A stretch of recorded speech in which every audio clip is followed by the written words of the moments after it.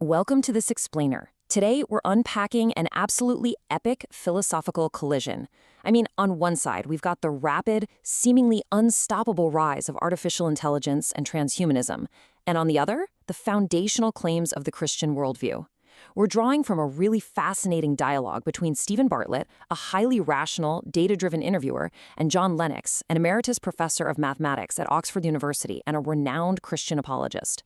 Today, we're going to visually break down their profound debate on consciousness, morality, and what it truly means to be human in our algorithmic age.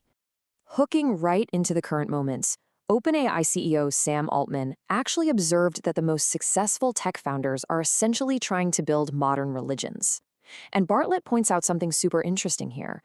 Tech leaders are inadvertently building systems of worship around AI. Why? Because these systems possess qualities we historically associate with a deity. They appear omniscient, answering literally any question, and they're omnipresent across the internet. People are already forming worship groups and confiding in chatbots as if they were spiritual guides. Crazy, right? All right, Section 1, the tech collision, AI and transhumanism. Before we dive into the deep philosophy, we really need to establish the baseline definitions of the technology driving these existential questions. First up, we have narrow AI. This is artificial intelligence focused entirely on solving one very particular problem. This is the tech we interact with every single day. It's the algorithm detecting lung cancer on an X-ray, or tracking biometric data on your smartwatch. It's incredibly effective, sure, but it's strictly limited in its scope. Now, what's really interesting is the contrast between that and AGI, or artificial general intelligence. This is the ultimate finish line for today's tech giants. We're not just talking about pattern recognition anymore.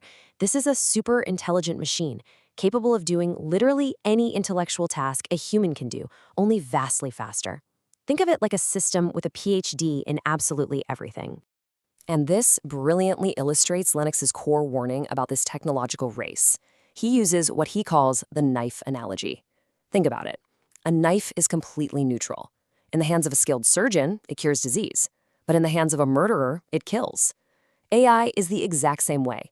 It can brilliantly pick out a terrorist in a crowded room, or it can be used to empower a totalitarian social credit system that totally suppresses human freedom. The technology is simply outpacing the ethics required to manage it. Which brings us to the ultimate goal of many in Silicon Valley: transhumanism. Historian Yuval Noah Harari notoriously describes humans as hackable animals. From the secular perspective, unguided evolution has basically ended. The 21st century agenda? Well, it's now to solve physical death as if it were a mere technical problem, and use bioengineering to transform humans into literal gods. This presents a massive philosophical divide. You see, the transhumanist goal is self-deification, humans engineering themselves upward to become machine gods. Lennox contrasts this directly with the Christian worldview, which is the exact inverse, a God who steps down to become human. We're looking at two completely opposing trajectories for the future of humanity here. Moving right along to Section 2, the consciousness collision, code versus human. So, what actually separates a super intelligent machine from the human mind? The absolute crucial point we hit here is Lennox's argument that machines simply do not think. AI experts are not creating consciousness. They're merely simulating intelligence. The immense danger, according to Lennox, is our human tendency to anthropomorphize. We treat conversational chatbots as if they're conscious beings, and he argues that doing so really demeans our own unique human value. To truly understand why, we have to look at a concept called qualia. This is the subjective, conscious experience of the world. An AI can identify a pixel pattern and output the text red mug. But only a conscious human possesses the qualia to actually experience the redness of red, to feel emotion, to appreciate beauty. This is known as the hard problem of consciousness, and honestly, science currently has absolutely no idea how to code it. And this ties directly into psychiatrist Dr. Ian McGilchrist's theory of the divided brain. For about 500 years, Western society has obsessed over the left hemisphere, narrow, rationalist, reductionist logic. We treat the universe like a cold, uncaring machine. But in doing so, we've starved the right hemisphere, the part of us that craves the big picture, meaning, art, and religion. So we end up knowing exactly how everything works, but we know the meaning of nothing. Which takes us to Section 3, the rationality collision, the rationality of faith. Bartlett leans heavily into science and logic, which he feels trends naturally toward atheism. But Lennox poses a really brilliant Socratic challenge to this. He asks his scientific colleagues, if you knew your computer was the end product of a mindless, random, unguided process, would you trust it? Every single scientist answers no. Lennox then points out the irony here. Atheism claims our brains are the product of an unguided, mindless process, yet scientists entirely trust their brains to do science. He argues that atheism actually undermines the very rationality required to trust our own thoughts. Instead, Lennox argues the evidence points toward a word-based universe.